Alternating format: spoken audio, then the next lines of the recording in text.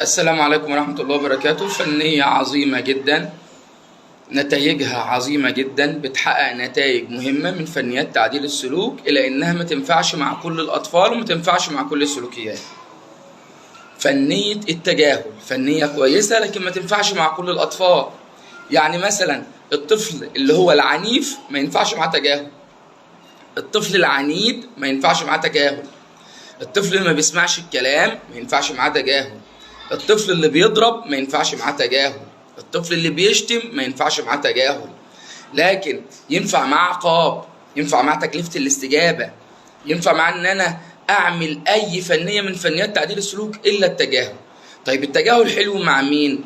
التجاهل حلو مع الطفل الزنان، مع الطفل اللي بيشبط في الحاجة، مع الطفل اللي هو بيزن كتير، بيعيط كتير، الطفل اللي بيحاول يحرجني قدام الناس، الطفل اللي بيحاول يطلب مني طلبات قدام الناس الغريبة، الطفل اللي بيحاول يعمل سلوكيات تضايقني. ده حلو مع التجاهل.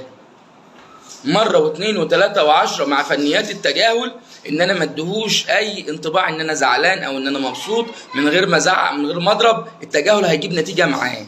لكن الطفل العنيف ما ينفعش ابدا معاه تجاهل، الطفل اللي ما بيطيعش الاوامر، ما بيسمعش الكلام، ما ينفعش ابدا معاه تجاهل. لازم اشتغل مع عقاب، اشتغل مع تعزيز. اي فنية